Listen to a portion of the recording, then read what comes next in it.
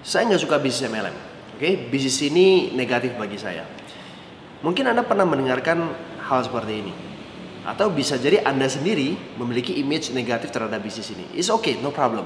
Karena dulu saya juga memiliki image yang seperti itu. Saya nggak suka MLM karena orang-orang yang tawarin saya MLM itu cenderung orang yang tidak profesional. Saya nggak suka dengan attitude mereka. Suka maksa-maksa, tidak pakai people skill. Jadi saya pikir kalau misalkan saya menjadi bagian dari mereka, saya nggak bisa lakukan hal seperti ini kepada orang lain gitu. Dan juga kepribadian saya introvert nggak cocok untuk bisnis yang harus ketemu orang. Tapi lucunya adalah saya sudah ada di bisnis ini lebih dari 14 tahun. So why bisa berubah? Nah, ada beberapa faktor yang membuat orang negatif sama bisnis ini. Yang pertama karena punya pengalaman sendiri pribadi ya. Dia sudah merasa sudah bekerja keras gila-gilaan tapi kok hasilnya tidak seperti yang diharapkan. Atau orang tersebut negatif karena dengar apa kata orang, melihat pengalaman dari keluarga dekatnya, dari teman-teman dekatnya yang menjalankan bisnis ini dan mereka gagal. Akhirnya mereka trauma dan itu mempengaruhi dia gitu. Sehingga dia juga ikut negatif sama bisnis ini padahal dia nggak punya pengalaman MLM. Tapi itulah 90% orang negatif terhadap bisnis ini karena salah informasi. Bukan dari pengalaman sendiri tapi karena dari apa kata orang lain yang juga mereka itu nggak punya pengalaman seperti itu. Tapi sebenarnya apa sih MLM itu? Kenapa kita nggak perlu negatif? Anda nggak perlu jalankan bisnis ini. Ya, MLM itu bukan satu-satunya jalan untuk Anda sukses. Ada banyak cara untuk bisa kaya. MLM itu hanyalah sebuah strategi pendistribusian produk yang lebih efisien. Kalau bisnis distribusi itu kan seperti ini. Dari pabrik produk dikeluarkan, dijual ke grosiran, grosir jual ke retail, Anda belanja ke retail. Nah, dari pabrik grosir ke retail itu kan pasti butuh biaya pendistribusian. Masing-masing mereka butuh untung.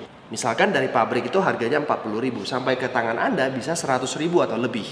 Nah, itu 60%-nya atau 60.000-nya itu dibagi kepada grosir dan juga kepada retail. Belum lagi termasuk iklan, sayembara dan lain sebagainya.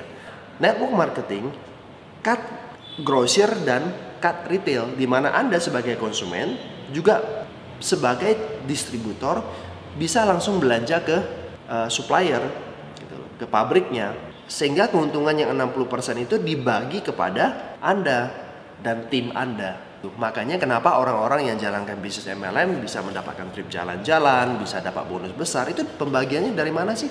Karena kita nggak punya grosir, ya kita nggak punya retail lagi. Kita nggak pakai iklan-iklan segala. Jadi kita nggak ada biaya-biaya seperti itu. Sehingga semuanya itu bisa dibagi dalam bentuk bonus. Nah, itulah yang namanya efisiensi pendistribusian di industri network marketing. Nah, kenapa sih orang-orang jadi negatif? Karena oknum tidak memiliki good attitude, nggak profesional, akhirnya Anda jadi merasa ditipu. Nah, kalau kita bicara soal penipuan, di semua bisnis juga pasti ada penipuannya. Anda ngerti itu. Ada perusahaan juga memberikan janji muluk-muluk. Nah, itu sudah bukan MLM tapi itu money game. Nah, itu sudah saya sampaikan di video sebelumnya. Anda bisa nonton ya. So, MLM hanyalah sebuah pilihan.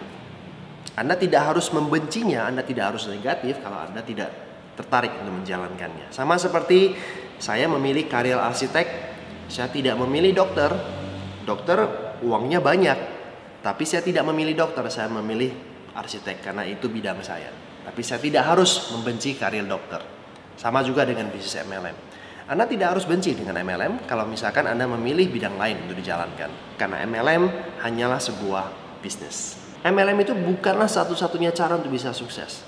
Tapi kalau misalkan Anda tertarik untuk bisa menjadi seorang pengusaha, Anda kepingin bisnis dengan modal kecil, sehingga resiko bisa ditekan lebih kecil, MLM bisa menjadi pilihan yang sempurna.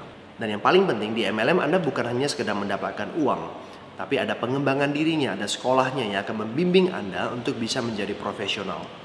Tapi ingat, tidak semua MLM menawarkan hal yang saya sebutkan.